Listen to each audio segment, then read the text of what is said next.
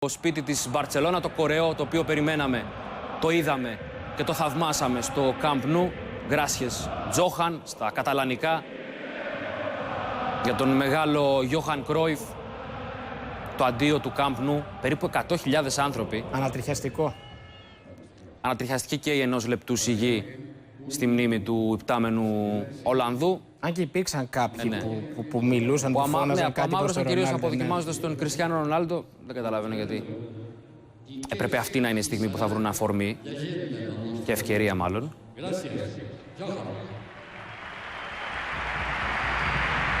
Αυτός είναι ο γιος του, ο Ζόρντι Κρόιφ.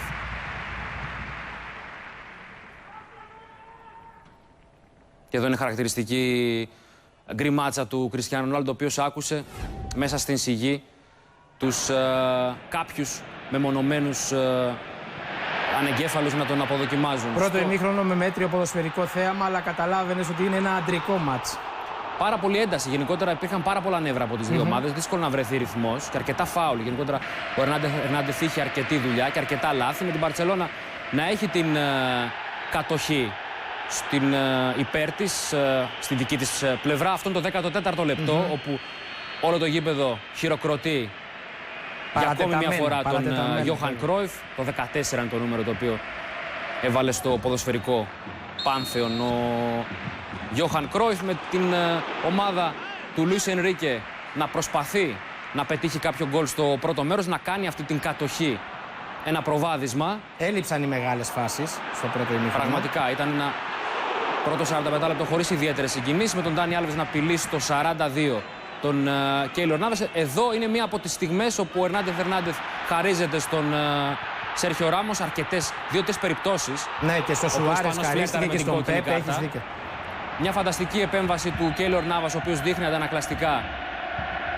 Δείχνει μάλλον και το πόσο γυμνασμένος, πόσο δουλεύει. Πόσο καλή τεχνική έχει με το ανάποδο χέρι, διώχνει σε κόρνερ και από το κόρνερ. Στιγμές αργότερα ο Ζεράρ Πικέ, ο άνθρωπος ο οποίος μάλλον απέφχονταν όλοι οι φίλοι της Ρεάλ να πετύχει τον γκολ, καθώς είναι ο άνθρωπος ο οποίος έχει εκφράσει πιο ανοιχτά από όλους το μίσος του για τους Μαδριλένους, πετυχαίνει το 1-0 στο 56ο λεπτό. Ο Πικέ, ο οποίος φεύγει από το μαρκάρισμα του μπασκετικό screen έγινε, ναι. Και βγήκε, βρέθηκε μόνος του, μετά ο Πέπε δεν πρόλαβε. Το κόρνερ είναι από τον Ράκιτιτς. Ο Πικέ εκτελεί 1-0 για την Μπαρτσελώνα. Από εκεί και πέρα. Καταπληκτική επίθεση της Ρεάλ Μαδρίτης, από το κλέψιμο του Κασεμίρο αρχίζει.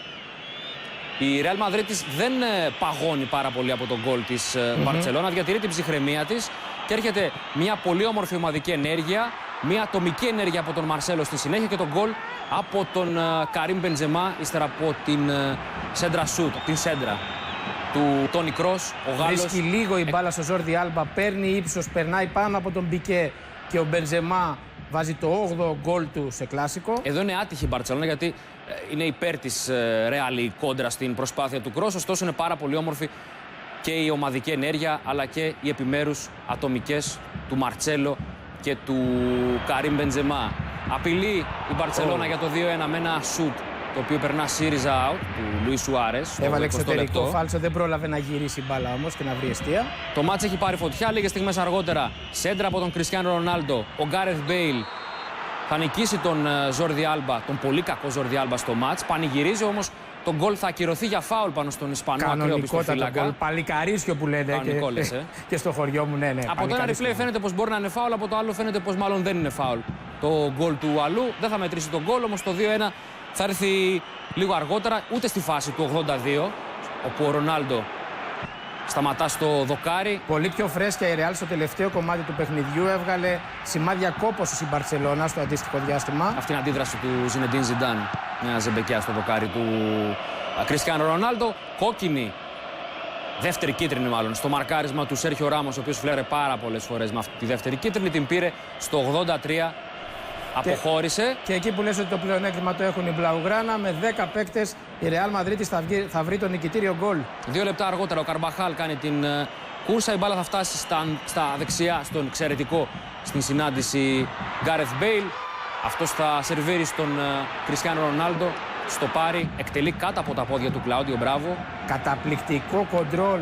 Με το στήθος κατευθύνει την μπάλα προς τα μέσα ώστε να εκτελέσει στη συνέχεια ο Ρονάλντο. Φτάνει τα 16 γκολ σε κλασικό, έτσι. Είναι αγαπημένου του αντίπαλο και στο Camp Nou, ειδικότερα είναι το 10ο γκολ αυτό που πετυχαίνει ο Πορτογάλος, ο οποίος πανηγυρίζει με τον πανηγυρισμό trademark μπροστά στους φίλους της Μπαρτσελώνα. Πανηγυρίζει και ο Ζινεντίν Ζιντάν, ο οποίος κάνει ντεμπούτο σε κλάσικο με νίκη, κάτι που δεν είχαν πετύχει οι προκάτοχοί του. 4 προπονητές, ούτε ο Πελεγκρίνι, ούτε ο Μουρίνιο, ούτε ο Αντσελότη, ούτε ο Ράφα Μπενίτεθ.